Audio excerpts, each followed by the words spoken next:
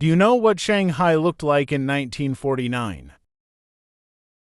1949 USSR, photographer with the most advanced color film of the time, traveled all over the world to Shanghai and recorded with the camera in hand. The most authentic appearance of Shanghai. Next, let us follow the lens of Soviet photographers.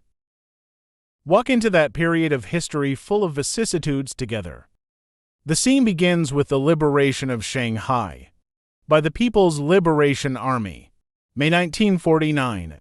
The 3rd Field Army fired the shot to liberate Shanghai. At that time, Shanghai was not only the largest city in China, it is also the economic center of China. In order to minimize the damage caused by the war to the city, Commander Cheng Yi of Sanye gave instructions vividly. He instructed Sanye, liberating Shanghai is like beating a mouse in a china shop, to catch mice without breaking the porcelain.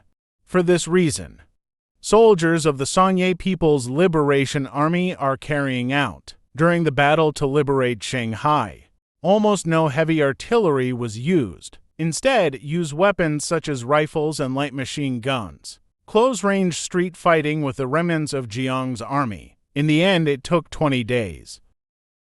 Liberated the whole territory of Shanghai in June 1949.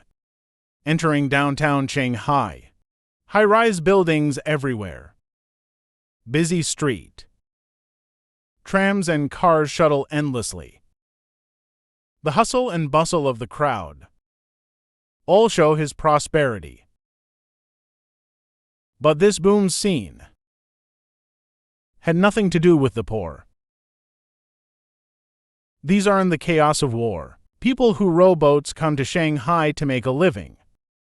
Due to low income, can't afford to rent a room.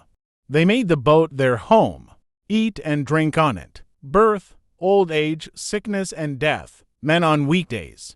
They make a living by moving goods and pulling rickshaws at the pier. The women choose their hands to do the housework in the boat. On the pier, young strong man struggling to carry cargo. On the busy street, fat man with big ears sitting leisurely in the car. The red-faced Miss Futai looked proudly at bearded face. Bearded foreigners, sitting on a rickshaw with a look of condescension. These skinny coachmen. They can't even eat a full meal. But still barefoot, pulling these so-called gentlemen and ladies all over the city. Run away from the clothing store on the street.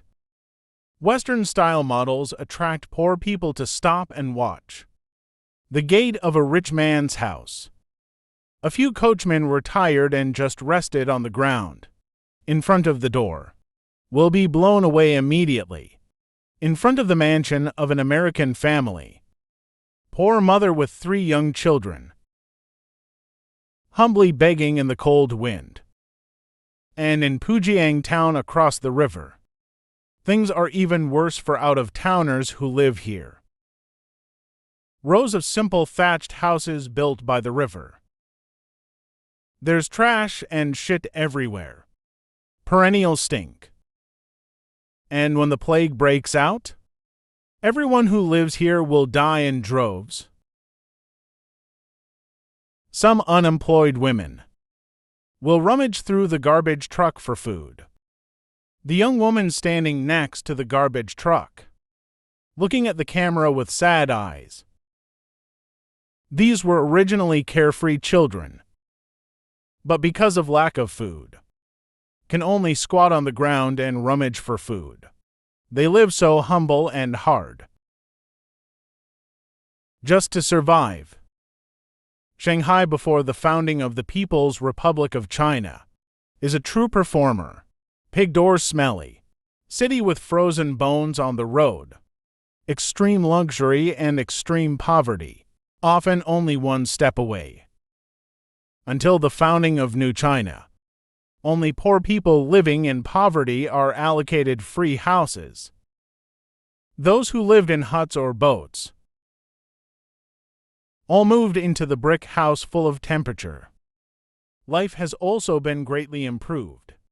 States of extreme wealth and extreme poverty. It also came to an end. After the founding of the People's Republic of China,